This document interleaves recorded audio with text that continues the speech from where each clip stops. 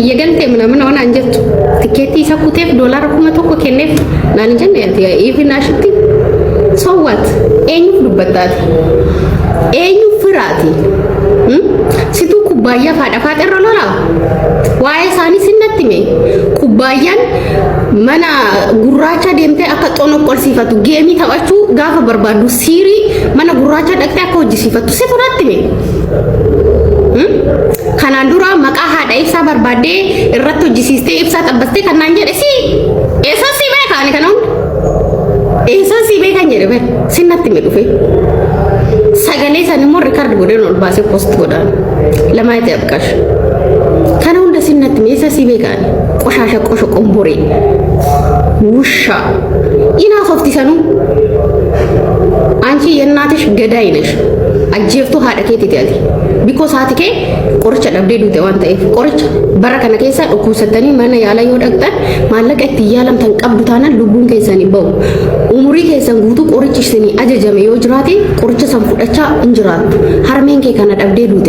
እንተላ ሀርሜሽ ኦልቹ እንደንደኝቱ አስዱፌ ቁቀምቱ አበሉ jarana warri kaayiroo wal fixee iccitii waggaa 3 waggaa 4 suuraa waggaa 50 duraa fidanii wal salphisaa jiran iccitii ibsishaa fi makkii situ natti himaa ture dudubbe jira deemtee suuraa kaaftee natti ergaa turte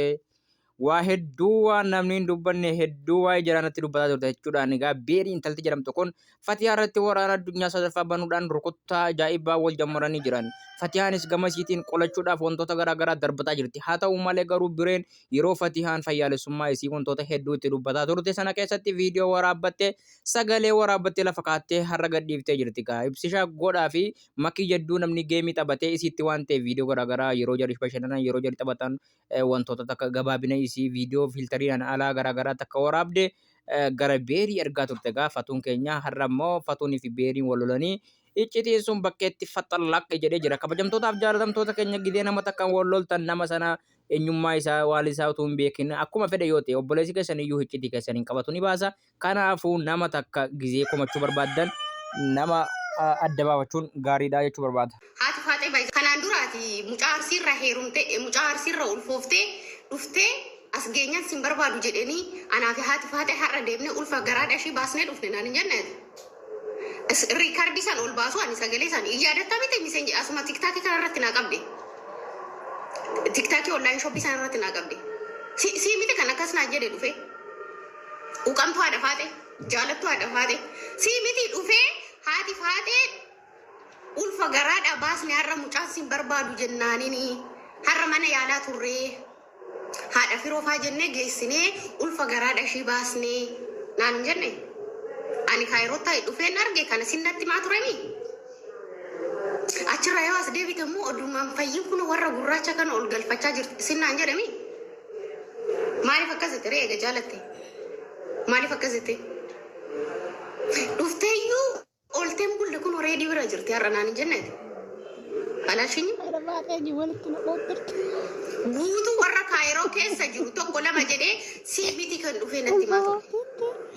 Rabbi ya God. Siibiti Walitti diraati. ati anaan dhirsa namaa fudhattee naan jetta hiriyaan ta'e Wal fixu amma ibsaa Jarmanitti waamtee hoteela dhufee isa gattee biraa haftee naan hin jenne hiriyaa teetinoo akkamitti dhirsa namaa dhirsa hiriyaa tiyyaa maan jedhini kubbaayyaan hiriyaa teeti kubbaayyaan hiriyaa tiyyaa lakki dhirsa hiriyaa tiyyaatitti hin bu'iin intaloo dhiisii maan jedhini hiriyaa teeti hanga mucaan achi deemee Jarman ga'ee jala haftu isa sanoo maan dhoorkinati eega waan akkanaa kana balaaleffattee waan san maan dhoorkin kanas dhufee sumannatti meemi ajooftu deem dhidhiqadhu ati akkanumatti yoo silaalu akkanumatti qeensa asirraan darramate sanii qulqulloo hin fakkeessin laal argite harka warra shawaati godhu kuni harka orjinaadha qeensa waa asirra naqattee malee duushee fakkaata harki qomaaxaa fakkaataati zarii jaanjaaroo kanaaf maqaa qe'ee kiyyaatiin hin daldaltu ani abbaa torba kiyya miti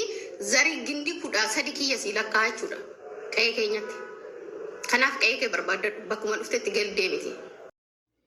Even ashittiin abbilee utuu nafiin ijoollee kaayiroo hedduu iccitii jiraanatti maa turte eenyu jiniin akka bulan eenyu jiniin akka rafan eenyu jiniin akka kaan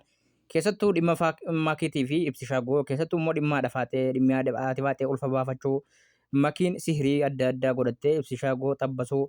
wanti kun wanta aibiidha wanta dubbatamuu miti wanta hamilee nama cabsu so wanti kun yoo ragaa qabatamaatiin jiraate Fatiyaan Mujaahid badii guddaa hojjettee jirti yoo immoo beeriin yookaan makiidhaa wajjiniin walitti buusuudhaaf ijoollee kana waliin naquudhaaf goote egaa ragaa isin dhiyeeffatte walumaan laallaa boodarra viidiyoochi garuu daayirektii gizee viidiyoon waraabamu maqaan makiitiif ibsishaan jiru garuu wantoota garaagaraa sagalee waliin haasa'an fiddee jirti. Haga dhuma sagantaa kanatti naa waliin tura laaluu warri barbaadanis waan kana ergi dhaggeeffatanii kaasanii murteessuun gaariidha jedhee yaada. Murtooti hin jarjarina alaa kulli haala ijoolleen gaa nama takka fakkeenyaaf gizee dhattee hiccitii isaa nama sanatti dhattee himtu namni dhufee hiccitii waan ta'e dhufee sitti himu sun kan keetis boru dhaqee akkasitti facaasaa waan jedhamutu akka sammuutti yaaduun dirqama nama hundaati. By the way namni amala waa himuu qabu kan keetis sataru silaa sataree abaluu sana satara. Abaluu sana bira dhaqeetis immoo tus jedha akkasuma jechuudha. Kana beekuu qabda. Qoroqondaa Iblis jiraaree beerutii jiraaree bunnaa beekii dalagdee jiraattu jiraaree. Fatiyaan Mujaahid egaa akka jara kaan irratti ofirratti hin dhiibne makkattaa jammartee ofirraa deebisuu yaalii ofirraa deebisaa godhaarti. Arraboota bareedaa kanneen akka qoroqondaan arraba haaraa natti fakkaata ciraaree akka dhageen beekonni qoroqondaa jechuun maal jechuudha ciraaree jechuun hin beekne wallahi yeroo jalqabaatiif arraba haaraadhaanaa fi Fatiyaan intala kana gaa ofirraa deebisuudhaaf makkattaa jammartee jirti garuu bakka viidiyoo kana dhattee hiccitii namaa kanatti himte kanaan yoo dhugumaan waan kana goote dogongora seentee jirti ibsishaan istaaruu mala haati faatee duraan walitti nagaan qabanii. So intalti immoo beerii intalli jedhamu kun nama takka lama miti. Siduunaas qabattee irraa gabbuutii faatees haadha faatees maqaa isiitu maal isaan Fatiyaa kanas makii silaa galgalaa ganamarraa dubbatti. Makii galgalaa ganamarraa dubbatti. Waan makiin itti balleessite immoo hojii. Hunda isaanii tokkoon isaanii mana siiriiti akka hin baane maallaqa kafalanii du'aa goosifatu maallaqa kafalanii siirii mana Suudaanii oolu adurree irratti hojjetamee fi manatti kennamaaf adurree guddisu kannaan jedhe si eenee eedaa bakka akka danfa. Eessatti beekaan sinnatti mee siin jedhe bara situ natti mee eessa beekaan eessa argan eessa quba qaban karaa hunda sinnatti mee situ natti mee kanaaf siin beeku keessan deemtee amboon adii naa deebisee naa bilbilu biree nama naan jedheedha bakka akka danfa amboon kiyya maas siin jedhe bara rasash kolkollee sanyii gada naa bilbilu nama naan jedhe baraati maaliif si bilbilani. Tigale intala sibira hojjettu kabajaan ittaasa'iin siin jedhe lammaanyi zarii kadhattu ilmaan laalli balaarraa dhalatte. Tigale kabajaan faana haasa'ii irratti intala xaxinii siin jedhe sigalaame. Sanarra kan darbe homaa wanti jedhamte hin jiru. Soo gadi nalba'in akka mucaan warra amboo ijaaza.